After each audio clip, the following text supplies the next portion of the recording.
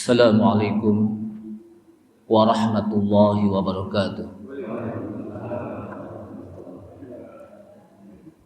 Bismillahirrahmanirrahim. Alhamdulillahi wahdah, sadaqa wa'dah wa nasara 'abdah. Asyhadu an la ilaha illallah wahdahu la syarika lah wa la na'budu illa iyyah. Wa asyhadu anna Muhammadan 'abduhu wa rasuluhu la nabiyya ba'dah. Allahumma salli wa sallim ala nabiyyina al-karim Sayyidina Muhammad ibn Abdullah wa ala alihi wa sahbihi wa tabi'ihim wa man tabi'ahum bi ihsanin ila yaumil qiyamah. Amma ba'du, qala Allah Ta'ala fi kitabihil karim wa huwa asdaqul qailin. Ya ayyuhalladzina amanu taqullaha haqqa tuqatih wa la tamutunna illa wa antum muslimun. Ya ayyuhalladzina amanu taqullaha wa qulu qawlan sadida yuslih lakum a'malakum wa yaghfir lakum dhunubakum. Wa man yuti'illaha wa rasulahu faqad faza fawzan 'azima. Wa qala Rasulullah sallallahu alaihi wasallam fa inna asdaqal hadithi kitabullahi ta'ala wa khairal huda huda Muhammadin sallallahu alaihi wasallam wa syarral umuri muhdatsatuha wa kullu muhdatsatin bid'ah wa kullu bid'atin dhalalah wa kullu dhalalatin finnar. Rabbi shrah li sadri wa yassir li amri wahlul 'uqdatam min lisani yafqahu qawli. Subhanaka la ilma lana illa ma 'allamtana innaka antal alimul hakim. Rabbi zidni ilma warzuqni fahma wa la hawla wa la quwwata illa billahil aliyyil azim. Ma'asyiral muslimin wal muslimat rahimani Allah wa rahimakum. Ibu bapak hadirin hadirat sekalian, jamaah Masjid Al-Muhajirin Komplek Chandra Indah yang mudah-mudahan dirahmati Allah Subhanahu wa taala. Kita awali pengajian subuh ini dengan memanjatkan puji syukur kita kepada Allah Subhanahu wa taala yang telah begitu banyak memberikan kepada kita berbagai macam nikmat-nikmatnya. Nikmat yang kalau kita hitung satu persatu niscaya kita tidak akan mampu untuk menghitungnya. Namun di antara nikmat yang begitu banyak, maka nikmat iman dan Islamlah yang merupakan nikmat yang utama dalam kehidupan kita. Karena dengan nikmat iman dan Islam, Allah Subhanahu wa taala akan masukkan kita ke dalam surganya. Dan mudah-mudahan dengan nikmat iman dan Islam pula lah kita akan diselamatkan oleh Allah Subhanahu wa taala dari adab api nerakanya. Salawat serta salam tak lupa kita sampaikan kepada Nabi kita Nabi Muhammad sallallahu alaihi wasallam beserta para keluarganya, para sahabatnya, para pengikutnya yang senantiasa istiqamah di dalam menjalankan sunnah-sunnahnya. Ma'asyiral muslimin wal muslimat, a'azzani Allah wa iyyakum, kaum muslimin dan muslimat, ibu bapak hadirin hadirat sekalian, jamaah yang mudah-mudahan dimuliakan Allah Subhanahu wa taala. Pada pagi hari ini kita berbicara tentang masalah sahabat Nabi sallallahu alaihi wasallam. Sahabat adalah orang yang paling dekat kepada Rasulullah sallallahu alaihi wasallam. Sahabat adalah orang yang senantiasa membela Rasulullah sallallahu alaihi wasallam ketika menghadapi kesulitan. Nah, pada pagi hari ini kita akan membahas tentang bagaimana keutamaan para sahabat. Mereka adalah orang-orang yang berani di dalam menghadapi resiko ketika bermunculan musuh-musuh Islam. Nah, di sini kalau kita lihat ada beberapa keutamaan sahabat secara tertentu yang di antara sahabat yang satu dengan yang lainnya itu memiliki juga tingkatan-tingkatan. Jadi tidak semua sahabat itu sama tingkatannya, walaupun semua sahabat itu memiliki keutamaan. Dan disebutkan bahwa di antara sahabat yang memiliki keutamaan, di antara sahabat yang satu dengan yang lain, bisa dilihat dari sisi di mana siapa mereka yang lebih dulu masuk Islam. Jadi siapa di antara mereka yang lebih dahulu masuk Islam? Siapa mereka yang mengikuti jihad bersama Rasulullah sallallahu alaihi wasallam?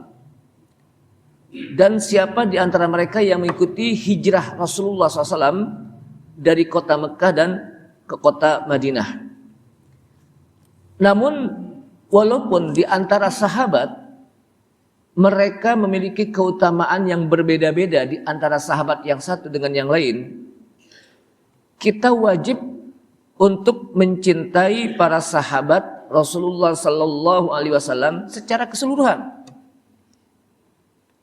Kita wajib untuk mencintai para sahabat yang Rasulullah SAW mencintai para sahabat. Jadi kita wajib mencintai orang-orang yang dicintai oleh Rasulullah SAW secara keseluruhan.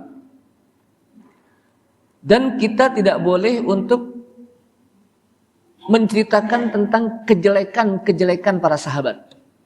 Jadi nggak boleh, sahabat ini begini nih, perbuatannya begini nih, nggak boleh. Jadi kita nggak boleh menceritakan tentang apa? Keburukan-keburukan mereka.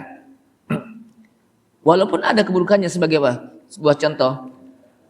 Kenapa? Karena mencintai para sahabat itu termasuk bagian dari agama, bagian dari iman, dan bagian dari kita mengikuti mereka dengan kebaikan-kebaikan mereka. Dan sebagian ulama mengatakan bahwa ketika seseorang tidak mencintai para sahabat, bahkan mereka berani mencaci maki para sahabat, menyalah-nyalahkan para sahabat, apalagi sahabat yang memiliki keunggulan di antara sahabat yang lain, maka mereka tidak lain adalah orang-orang kufur, orang-orang yang munafik. Nah, oleh karena itulah jamaah sekalian rahimakumullah, perlu bagi kita untuk betul-betul memahami tentang bagaimana tentang sahabat Rasulullah SAW. Karena sekarang ini, saat ini banyak mereka yang mengaku Islam tapi nggak kenal sahabat. Bagaimana keutamaan para sahabat. Lalu bagaimana sirah perjalanan kehidupan para sahabat. Jamaah sekalian, fa'afdhalus sahabah al-khulafa'ul arba'ah. Sepakat para ulama bahwa sahabat yang paling utama di antara sahabat yang begitu banyak adalah sahabat yang 4. Seperti al-khulafa'ul arba'ah, khalifah yang 4. Siapa mereka? Abu Bakar As-Siddiq radhiyallahu an. Summa Umar, kemudian Umar bin Khattab radhiyallahu an. Summa Utsman bin Affan radhiyallahu an. Summa Aliun radhiyallahu an. Ini 4 sahabat yang disebutkan oleh para ulama afdhalus sahabah, sahabat-sahabat yang utama. Abu Bakar As-Siddiq radhiyallahu an, siapa yang tidak kenal? Orang yang menyertai Rasulullah SAW pada saat hijrah. Orang yang pernah dikejar-kejar oleh orang-orang kafir untuk dibunuh bersama Rasulullah SAW. Abu Bakar. Orang yang menjadi mertuanya Rasulullah sallallahu alaihi wasallam dari anaknya yang bernama Aisyah binti Abi Bakr radhiyallahu an. Itu Abu Bakar. Orang yang pertama masuk Islam dari kalangan orang tua. Orang yang mendapatkan gelar As-Siddiq radhiyallahu an, selalu membenarkan apa yang disampaikan oleh Rasulullah sallallahu alaihi wasallam. Itu Abu Bakar. Orang yang disebut namanya oleh Allah Subhanahu wa taala dengan kalimat idqala li sahibih. Jadi Abu Bakar radhiyallahu anhu itu disebut oleh Allah Subhanahu wa taala dalam ayat Al-Qur'an li sahibih. Ingatlah ketika Rasulullah berbicara kepada sahibih. Siapa sahibih? Temannya, yaitu Abu Bakar. Jadi teman yang dekat sahib itu. Kemudian Umar bin Khattab radhiyallahu anhu. Orang yang dikenal dengan Al-Faruq. Jadi masing-masing Khulafa Rasyidin yang 4 ini memiliki gelar. Abu Bakar itu As-Siddiq. Kalau Umar bin Khattab radhiyallahu anhu itu digelari oleh Rasulullah dengan Al-Faruq. Kenapa? Karena Umar itu orang yang pemberani. Jadi di antara para sahabat ini, kalau bahasa kita jawaranya sahabat, di mana disebutkan dalam riwayat setan pun takut dengan Umar bin Khattab radhiyallahu anhu. Bayangkan setan aja apa? Takut. Apalagi orang. Nah, dia dikenal dengan apa? Digelar dengan Al-Faruq. Apa arti Al-Faruq? Al-Farqu bainal haq wal batil. Orang yang berani memisahkan antara yang hak dan yang batil. Pokoknya kalau ada di antara sahabat yang berbuat salah, nggak main-main, pedang langsung terhunus oleh Umar bin Khattab radhiyallahu anhu. Dan dia pada saat belum masuk Islam, itu orang yang sangat ditakuti di tengah-tengah padang pasir, di tengah-tengah orang-orang Quraisy. Umar bin Al-Faruq, yang bapaknya namanya Umar bin Khattab radhiyallahu anhu. Nah, ketika masuk Islam, Allah Subhanahu wa taala memberikan hidayah yang membuat hati Umar itu menjadi lembut. Yang tadinya galak ngelihat orang, lembut hatinya. Tapi tegas. Itulah Umar bin Khattab radhiyallahu anhu. Yang juga menjadi mertua Rasulullah SAW. Umar bin Khattab. Kemudian summa Utsman ibnu Affan radhiyallahu anhu. Kemudian Utsman ibnu Affan radhiyallahu anhu. Salah seorang sahabat Nabi yang juga digelari dengan Dzunnurain, yang memiliki dua cahaya, yang disebutkan oleh hadis Rasulullah SAW, malaikat malu kepada Utsman bin Affan. Jadi malaikat aja malu sama Utsman bin Affan itu.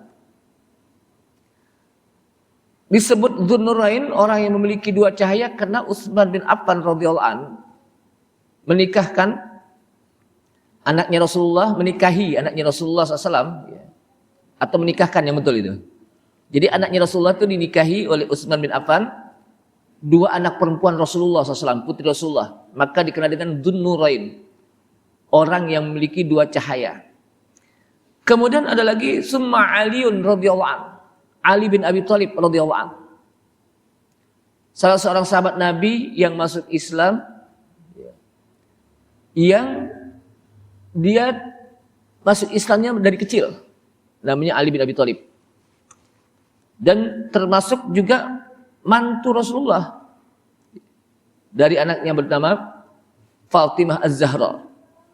Jadi 4 sahabat yang disebut dengan Khulafaur Rasyidin ini memiliki hubungan dengan Rasulullah SAW, 2 yang menjadi mertua Rasulullah SAW, dan 2 lagi yang menjadi menantu Rasulullah SAW. Jadi Utsman juga, dia seorang saudagar, kaya Utsman itu. Kalau bahasa sekarang itu, Utsman itu konglomeratnya para sahabat. Saking kayanya itu. Kenapa mereka memiliki keutamaan di antara sahabat-sahabat yang lain? Karena mereka juga memiliki keutamaan dalam perjuangan Rasulullah SAW. Abu Bakar As-Siddiq, setiap hari beliau memerdekakan budak. Saat dimana Rasulullah SAW membutuhkan harta yang banyak untuk berjihad di jalan Allah, kemudian disampaikanlah oleh Rasulullah SAW di tengah-tengah para sahabat, maka seluruh harta Abu Bakar As-Siddiq radhiyallahu anhu diberikan, seluruh hartanya. Sampai Rasulullah mengatakannya, Abu Bakar, apa yang kau sisakan untuk umatmu, untuk keluargamu, kan umatmu, apa yang kamu sisakan hartamu untuk keluargamu, untuk anak dan istrimu? Apa kata Abu Bakar As-Siddiq radhiyallahu anhu? Aku serahkan kepada Allah Subhanahu wa taala dan Rasulnya. Bayangkan. Tapi beliau tidak miskin-miskin. Padahal seluruh hartanya apa? Dikerahkan. Seluruhnya nggak tersisakan. Kemudian Umar Al-Faruq separuh hartanya. Kata Umar berpikir, mungkin saya yang paling banyak nih di antara para sahabat, setengahnya. Tapi ternyata Abu Bakar seluruhnya. Apa kata Umar? Tidak ada yang bisa mengalahkan ibadahnya Abu Bakar As-Siddiq radhiyallahu anhu. Utsman bin Affan juga begitu, separuhnya. Ali bin Abi Thalib, dia tidak termasuk bagian dari konglomerat. Dia adalah menantu Rasulullah SAW. Kemudian ada lagi sahabat yang juga, dan ini dijamin masuk surga oleh Allah SWT. Kata Rasulullah, Abu Bakar fil jannah, Utsman fil jannah, Utsman apa? Umar fil jannah, Utsman fil jannah, Ali fil jannah. Surga. Kemudian ada lagi di antara 10 yang 6 sisanya, ya, yang tadi 4 tinggal sisanya 6 yang dijamin oleh Allah Subhanahu wa taala untuk masuk surga, yang disebutkan baqiyatul asyrah al-mubasysyaruna bil jannah. Orang-orang yang diberikan kabar gembira dari 10 orang yang mereka dijamin untuk masuk ke dalam surga. Bayangkan, dijamin untuk masuk ke dalam surga. Ya. Siapa mereka di samping 4 yang tadi? Wahum Tolhah. Ya. Kemudian Zubair Ibnu Awam. Kemudian yang ketiga adalah Abdurrahman bin Auf. Kemudian yang keempat Abu Ubaidah bin Al-Jarrah. Kemudian yang kelima Sa'ad bin Abi Waqqas. Kemudian yang keenam adalah Sa'id ibnu Zaid radhiyallahu anhum wa ardahum. Sehingga semuanya 10. Nah 10 ini disebutkan al-asyrah al-mubasysyaruna bil jannah. 10 orang yang mereka dijamin, diberikan kabar gembira bahwa mereka dijamin untuk masuk ke dalam surga Allah. 10 yang disebutkan secara khusus dalam apa? Sebuah hadis Rasulullah sallallahu alaihi wasallam. Namun walaupun mereka sudah mendapatkan kabar gembira akan dimasukkan oleh Allah Subhanahu wa taala ke dalam surga, bukan berarti amalan-amalan mereka, ibadah mereka semakin lemes. Udah masuk surga, dijamin masuk surga, mau ngapain lagi ibadah kenceng. Udah ketahuan kita masuk surga. Tapi enggak, justru apa? Semakin kenceng ibadahnya, semakin meningkat. Ibadahnya semakin luar biasa. Itu apa? Para sahabat. Kalau kita kan belum dijamin masuk surga, ada gak yang dijamin masuk surga? Nggak ada. Kenapa? Kalau dijamin masuk surga, besok nih muhajirin sepi nih. Kenapa Ustaz? Ustaz, kita dijamin masuk surga, mau ngapain lagi ke masjid Ustaz? Udah ketahuan masuk surga, kan begitu. Itu kan logika kita, tapi para sahabat enggak. Mereka justru semakin kencang dalam beribadahnya, semakin luar biasa, meningkatnya ibadahnya luar biasa. Makanya mereka berani mati demi Rasulullah SAW. Kenapa? Jaminannya adalah surga. Maka para ulama mengatakan, sahabat-sahabat itu inilah yang disebutkan sahabat yang memiliki keutamaan di antara sahabat-sahabat yang lain. Wa yafdulul muhajiruna lal ansor. Di samping itu para sahabat apa? Secara umum, ya, kata para ulama, sahabat muhajirin memiliki keunggulan dibandingkan dengan sahabat ansor. Kenapa? Karena sahabat muhajirin itu memiliki kesulitan yang lebih berat daripada ansor yang ada di Madinah. Kenapa? Sahabat muhajirin kan ada di Mekah.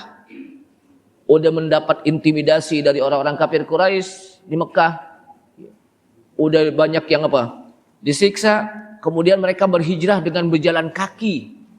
Ada juga yang mengendarai onta, ada yang mengendarai kuda, tergantung bagaimana apa kondisi mereka masing-masing, dengan meninggalkan hartanya, keluarganya, tempat tinggalnya di Mekah. Maka mereka memiliki keutamaan di antara kaum Ansor yang menolong mereka yang ada di Madinah. Jadi kesulitan itu apa? Lebih besar sahabat muhajirin ketimbang apa Ansor. Walaupun orang-orang Ansor juga memiliki apa? Kesulitan yang luar biasa. Tapi muhajirin itu lebih besar. Bayangkan dari Mekah ke Madinah jalan kaki. Ada yang mengendarai onta. Onta berapa cepatnya sih?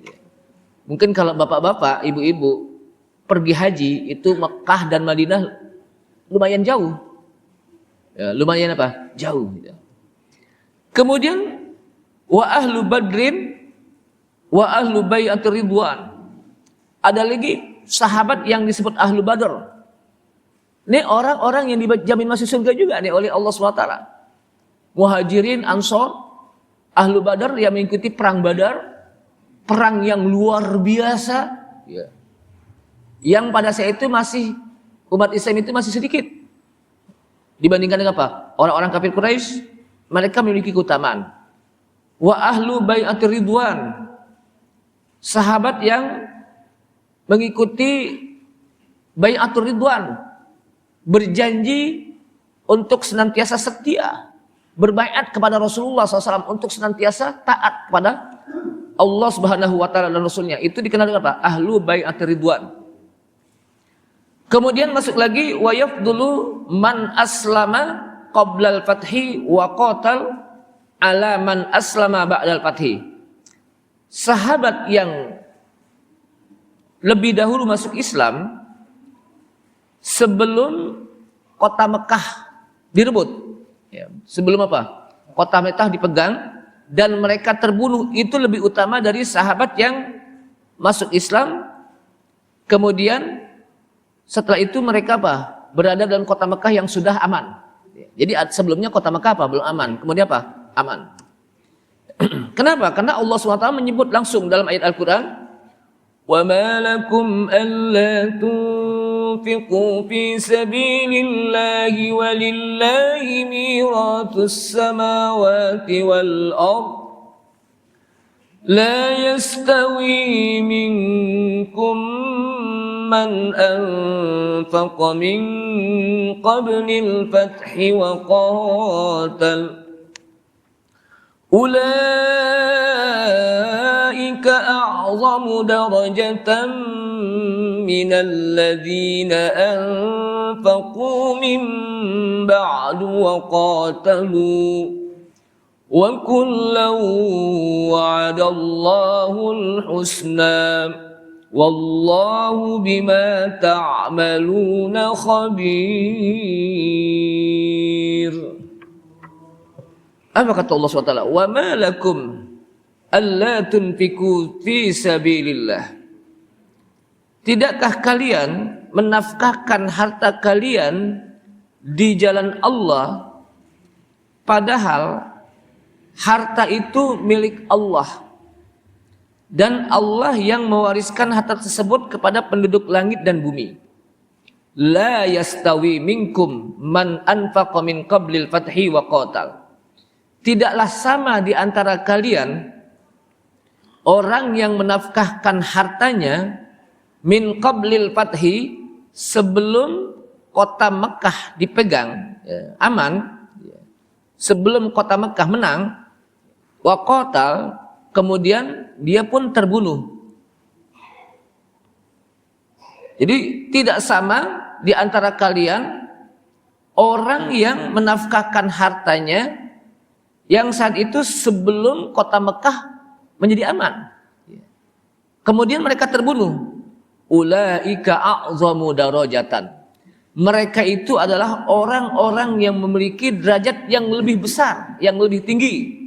Minal ladzina anfaqu, dari orang-orang yang menafkahkan hartanya mim ba'du, sebelum kota Mekah dipegang, sebelum kota Mekah aman. Wa qatalu, dan mereka terbunuh. Jadi artinya apa?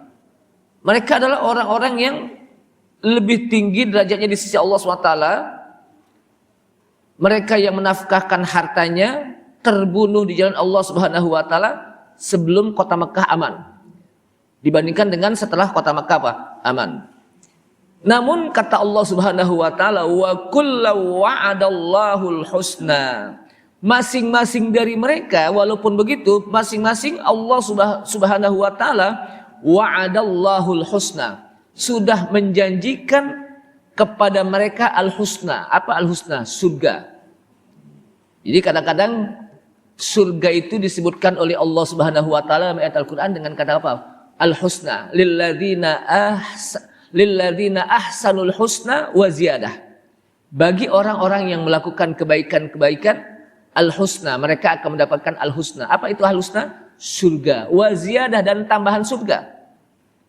Tambahan surga maksudnya nikmat tambahan dari Allah Subhanahu wa taala yang diberikan oleh mereka yang masuk surga. Tambahannya itu apa? Ru'yatullah, liqa'ullah, berjumpa kepada Allah. Dan itu merupakan nikmat, puncaknya nikmat. Ketika seorang mukmin berjumpa, bertemu dan melihat Allah Subhanahu wa taala. Wallahu bima ta'maluna khabir. Dan Allah dengan apa yang kalian kerjakan Maha mengetahui. Ma'asyiral muslimin rahimakumullah. Namun dengan para sahabat memiliki keutamaan, ya, setelah Rasulullah Sallallahu Alaihi Wasallam, maka bermuncullah fitnah-fitnah. Apa yang dimaksud dengan fitnah-fitnah? Ujian berat yang dihadapi oleh para sahabat Rasulullah Sallallahu Alaihi Wasallam.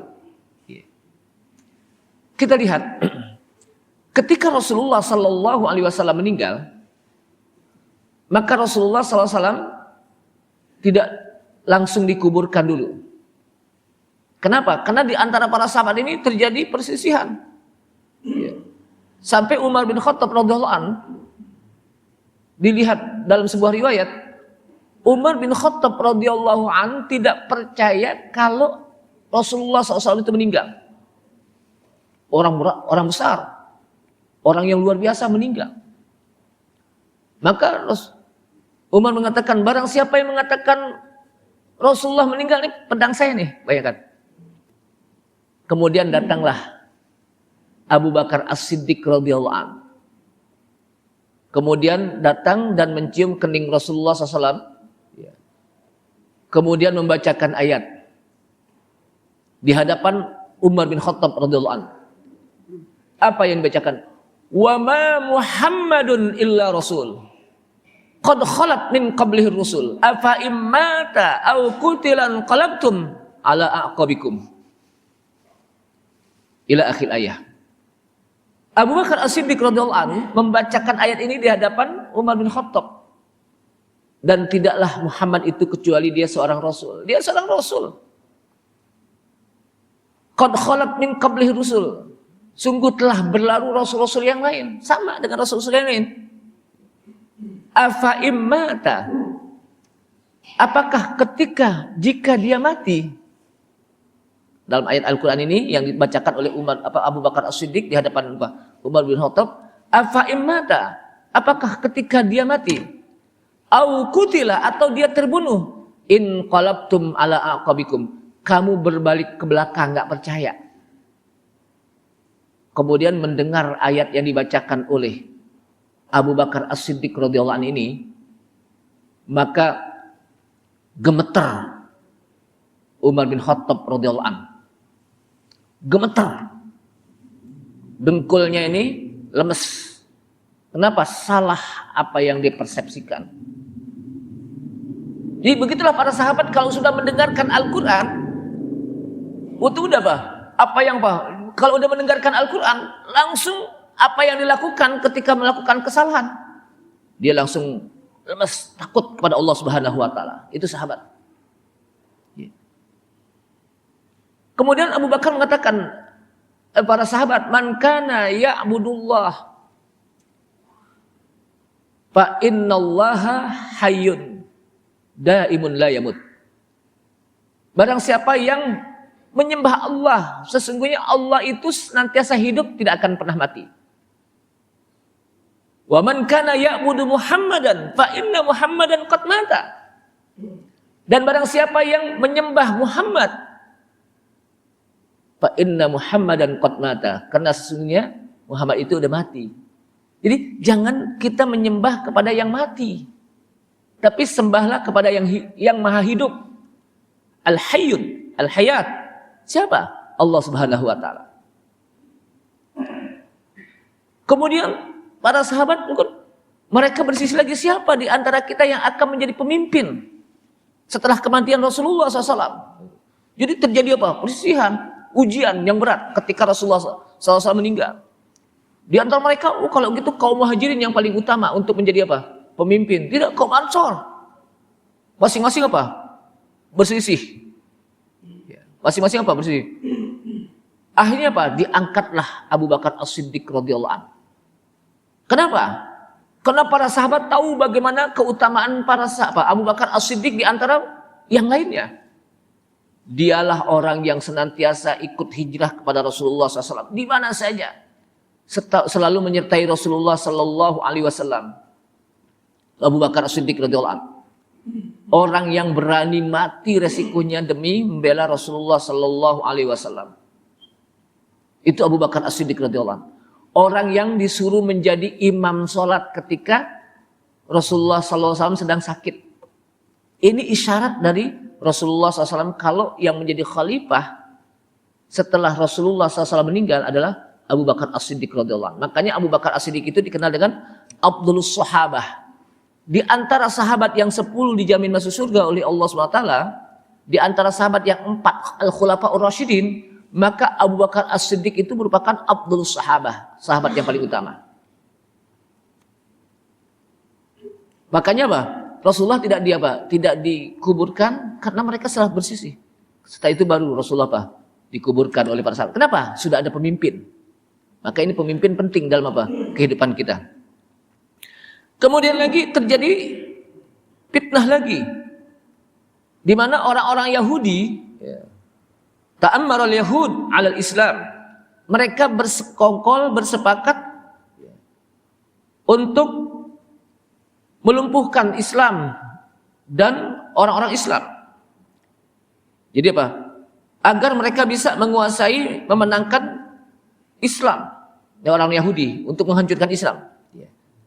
Dengan cara berbohong, menyampaikan fitnah-fitnah di tengah-tengah mereka, dan dedengkotnya adalah Abdullah bin Saba. Jadi namanya Abdullah bin Saba, dedengkotnya orang-orang Yahudi yang ingin menghancurkan Islam.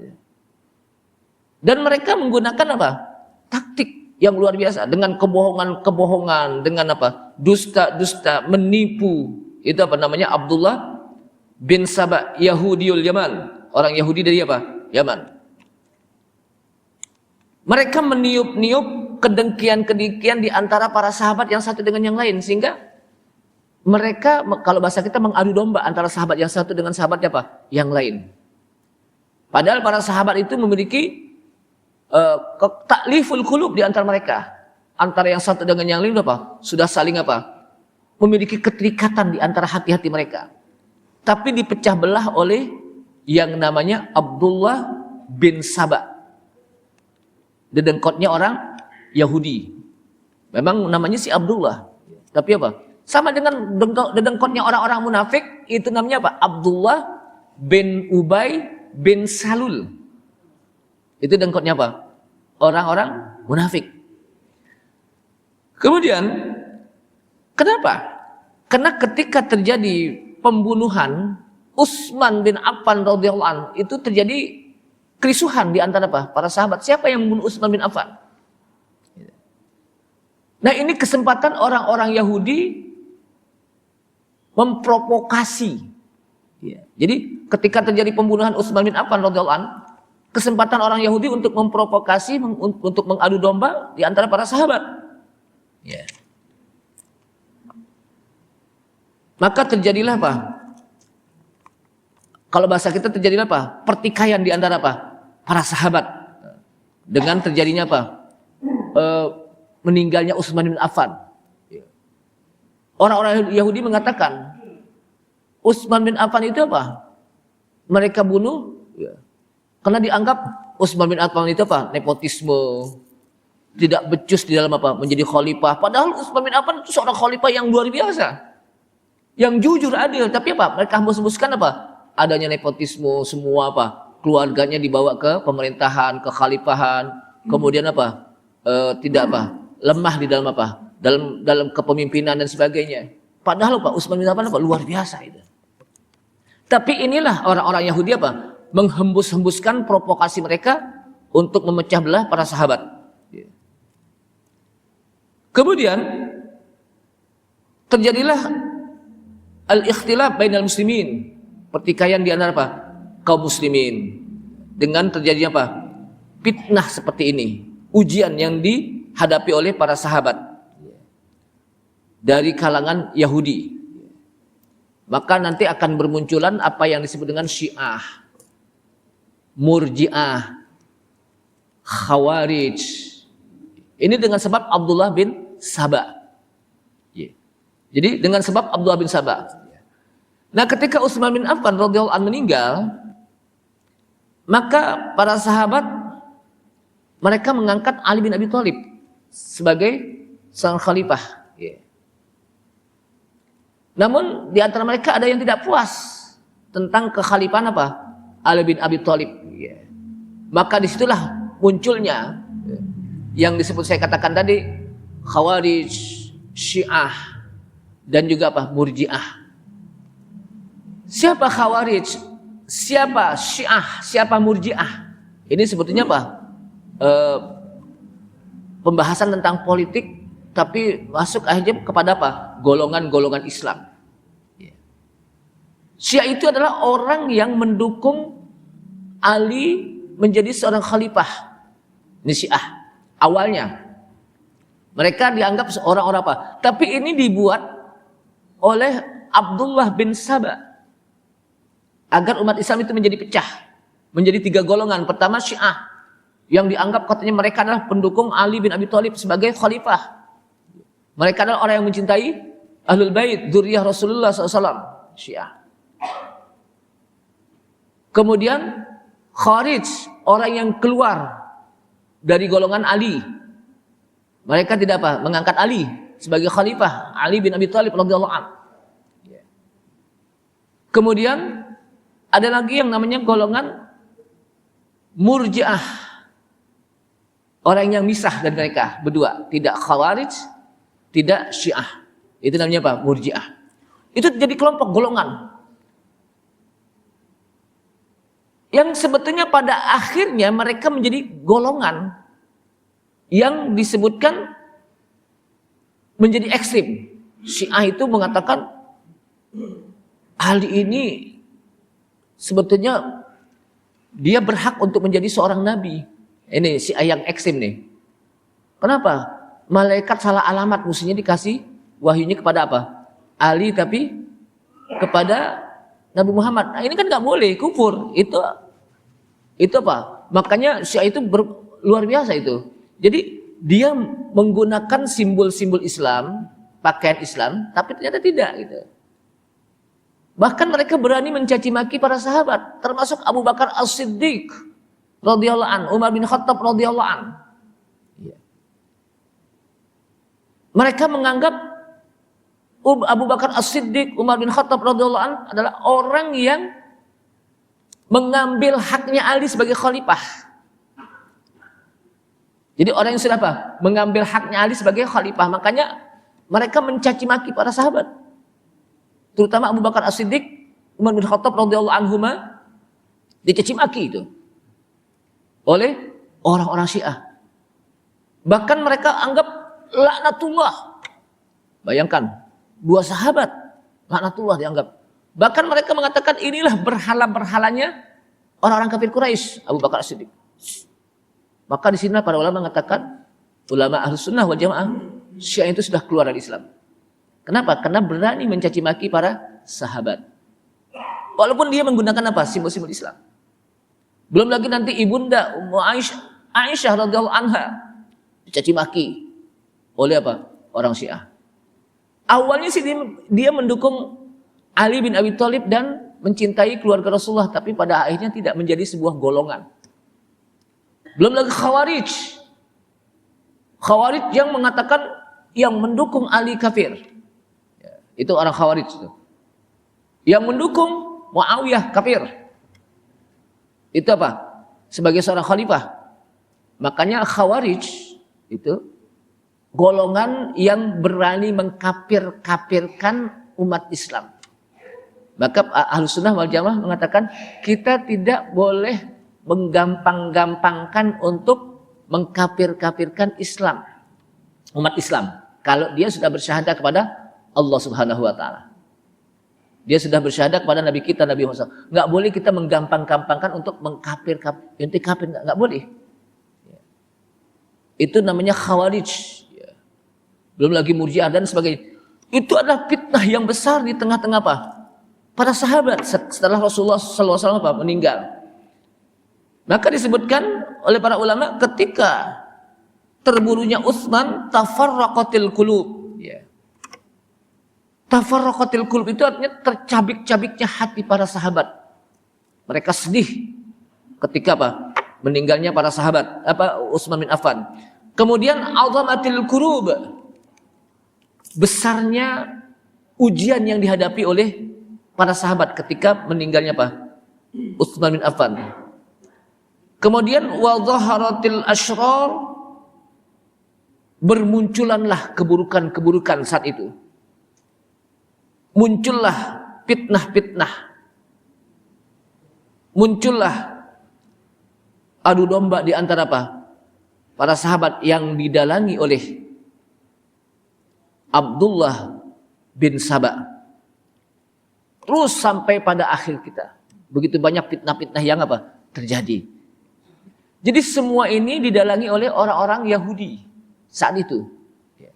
Yang disebut dengan apa? Abdullah bin Saba. Jadi munculnya Syiah, munculnya Khawarij, kata para ulama, munculnya kaum Murji'ah itu adalah diawali dari bagaimana orang-orang Yahudi membuat skenario yang namanya Abdullah bin Saba. Karena mereka juga ketika menyampaikan itu dengan menggunakan simbol-simbol Islam. Jadi, kalau kita lihat, sulit, nah inilah yang dipakai oleh orang-orang apa? Musuh-musuh Islam, sulit bagi seseorang untuk menghancurkan Islam, kecuali dari dalam Islam itu sendiri. Untuk memerangi Islam, Islam sangat kuat. Tapi bagaimana melemahkan Islam? Melemahkan ajarannya dengan apa yang disebut dengan ghazwul fikri. Oh, ghazwul fikri itu perang pemikiran. Ghazwul fikri apa? Perang pemikiran. Untuk bisa menjadikan Islam itu lemah, buat Islam itu bergolong-golong, berkelompok-kelompok. Kenapa? Akan menjadi lemah dengan kelompok-kelompok itu. Kenapa? Karena pecah. Maka itulah yang disebutkan oleh Rasulullah sallallahu alaihi wasallam, sataftariku ummati ala 73 firqah. Kelak nanti umatku akan terpecah belah menjadi 73 golongan. Kulluhum finnar. Semuanya berada di apa? Api neraka. Illa al-firqah al-wahidah an-najiyah. Kecuali kelompok yang satu yang selamat. Kemudian para sahabat bertanya, manhum al-firqah an-najiyah ya Rasulullah, siapa itu firqah yang selamat, yang mereka akan masuk ke dalam surga Allah SWT? Apa kata Rasulullah? Humma ana alaihi wa ashabi. Mereka itu adalah kelompok-kelompok yang mengikuti sunnahku dan sunnah para sahabatku. Ingat, bukan sunnahnya Rasulullah SAW saja, tapi apa? Sunnah sahabatku. Artinya sahabat pun diberikan wewenang oleh Rasulullah SAW. Kenapa? Karena para sahabat tidak ada yang berani satupun mereka untuk mengada-ngada di dalam apa? Ibadah yang disampaikan oleh Rasulullah SAW. Mereka terus mengikuti apa yang disampaikan dan diajarkan oleh Rasulullah SAW. Maka kata Rasulullah, humma ana alaihi wa ashabi. Mereka adalah kelompok yang mengikuti sunnahku dan sunnah sahabatku. Dari sini kita wajib untuk mencintai para sahabat. Apalagi kata Rasulullah, alaikum bisunnati wa sunnatil khulafa'ir rasyidin al-mahdiyyin addu alaikum bin nawajid. Wajib atas kalian untuk berpegang kepada sunnahku dan sunnah sahabatku al-khulafa'ir rasyidin. Addu alaikum bin nawajid. Gigit dengan gigi geraham kuat-kuat. Maksudnya apa? Jangan sampai lepas untuk berpegang kepada sunnah Rasulullah SAW dan sunnah para sahabat. Sunnah khulafa'ir rasyidin. Ini penting. Jadi inilah yang disebutkan oleh Rasulullah. Yang akhirnya orang yang berpegang kepada sunnah Rasulullah dan sunnah para sahabat itu dikenal dengan ahlus sunnah wal jamaah. Keluar dari sini muncul apa yang namanya Syiah, Khawarij, Murji'ah, belum lagi yang lain-lainnya, belum lagi Mu'tazilah, belum lagi Qadariyah, belum lagi Jabariyah dan sebagainya. Ya. Kenapa? Karena mereka ada yang berpegang kepada Quran, tapi juga mereka berpegang kepada selain Al-Quran, kepada otaknya, seperti kaum Mu'tazilah ya. Kaum Mu'tazilah adalah orang-orang yang lebih mengedepankan akal ketimbang dalil Al-Quran. Kalau akalnya bertentangan dengan Al-Quran, maka Al-Quran yang dipertanyakan. Padahal mestinya akalnya, bisa saja Al-Quran itu apa? Belum nyambung kepada Al-Quran. Tapi mereka mengatakan, ini Al-Quran ini perlu dipertanyakan tentang ayat ini nih. Kenapa? Nggak nyambung dengan akal. Padahal bukan Al-Qurannya yang dipertanyakan, tapi apa? Akalnya yang mungkin tidak sambung, tidak nyampe di dalam apa? Pembahasan itu. Itu namanya kaum Mu'tazilah, belum lagi Qadariyah, belum lagi Jabariyah, belum lagi Mu'tazilah, belum lagi macam-macam. Maka kata Rasulullah, sataftarikum, itu akan terpecah belah. Tapi mereka yang berpegang pada sunnahku dan sunnah sahabatku, mereka lah orang-orang yang selamat. Jamaah sekalian, itulah pembahasan tentang sahabat yang begitu luar biasa yang disebutkan oleh apa? Para ulama. Nah, dari sini maka penting bagi kita untuk mengetahui bagaimana sirah sahabi. Perjalanan para sahabat dengan sejarah-sejarah mereka. Ya. Ashabi udul, kata Rasulullah. Sahabatku itu semuanya adil. Ya. Mereka orang yang jujur. Mereka orangnya apa? Adil, yang jujur. Ya. Yang mereka bersepakat untuk melakukan kebaikan-kebaikan. Mereka sudah bai'atur ridwan. Ya. Mereka sudah apa? Mengikuti untuk apa? Bersumpah setia, berbaiat kepada Rasulullah untuk senantiasa apa? Mengikuti, taat kepada Allah Subhanahu wa taala dan Rasulnya. Maka banyak sekali Allah Subhanahu wa taala memuji para sahabat dalam Al-Qur'an. Salah satu pujian yang paling tinggi adalah apa? Kuntum khaira ummatin ukhrijat linnas ta'muruna bil ma'rufi wa tanhauna 'anil munkar. Sebelum turun ayat ini, maka orang-orang Bani Israel disebutkan apa? Ya Bani Israil adhkuru ni'mati allati an'amtu 'alaikum wa anni faddaltukum 'alal 'alamin. Hai Bani Israel, ingatlah olehmu akan nikmatku terhadap kalian. Ya. Wa anni faddaltukum 'alal 'alamin. Dan sesungguhnya saya menjadikan kalian sebagai umat yang memiliki keutamaan yang ada di dunia ini. Jadi sebelumnya orang-orang Bani Israel dianggap orang yang disebut umat yang diberikan keunggulan oleh Allah SWT. Tapi ketika turun ayat kuntum khaira ummatin ukhrijat linnas, maka umat Rasulullah SAW yang terbaik di antara umat-umat yang lain. Kenapa? Karena Allah Subhanahu wa taala langsung memujinya, kuntum khaira ummah. Para sahabat, kalian adalah sebaik-baik umat. Ukhrijat linnas, dilahirkan untuk manusia. Ta'muruna bil ma'ruf, kalian adalah orang yang memerintahkan yang ma'ruf, kebaikan. Wa tanhauna 'anil munkar, kalian adalah orang yang mencegah kemungkaran. Wa tu'minuna billah, dan kalian adalah orang-orang yang beriman kepada Allah. Jadi diberikan keunggulan di antara umat-umat yang lain. Kenapa? Karena nabinya orang yang unggul. Nabinya itu Sayyidul Anbiya wal Mursalin, pemimpinnya para nabi dan rasul. Abdulul Mursalin, rasul yang paling utama, maka otomatis umatnya pun menjadi umat yang paling utama. Cuman sayang, kadang banyak umat yang mengaku umat Nabi Muhammad nggak berasa kalau dia menjadi umat yang utama sebetulnya. Nah, oleh karena itulah kita dijadikan oleh Allah SWT umat yang paling utama di antara umat-umat yang lain. Kita harus bersyukur. Ya. Bersyukur pada Allah SWT. Kenapa? Karena kita dijadikan sebagai umat Nabi kita, Nabi Muhammad SAW. Yang luar biasa nanti Rasulullah. Ya. Di akhirat ketika umatnya datang untuk bisa mengambil syafaat dari Rasulullah SAW atas izin Allah. Apa kata Rasulullah? Ummati, ummati, wahai umatku, kemari, kemari. Analaha, analaha. Saya akan minta pertolongan pada Allah untuk menolong kalian. Bayangkan. Jadi perjuangan Rasulullah bukan hanya sekadar di dunia, tapi juga apa? Di akhirat untuk umatnya. Nah, oleh karena itulah wajib bagi kita untuk mencintai orang-orang yang dicintai oleh Rasulullah SAW. Siapa mereka yang dicintai Rasulullah? Para sahabat. Jadi orang-orang yang dicintai Rasulullah SAW itu apa? Para sahabat. Kenapa? Karena para sahabat pun mencintai Rasulullah SAW. Ini saja mudah-mudahan bermanfaat apa yang saya sampaikan, dan mudah-mudahan dengan kita mempelajari tentang bagaimana para sahabat, itu kita bisa mengambil contoh bagaimana perjuangan para sahabat, ya. Bagaimana kita bisa mencontoh bagaimana perilaku para sahabat, ya.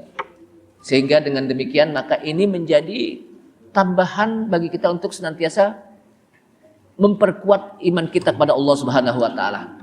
Ini saja, mudah-mudahan bermanfaat. Saya tutup. Wassalamualaikum warahmatullahi wabarakatuh.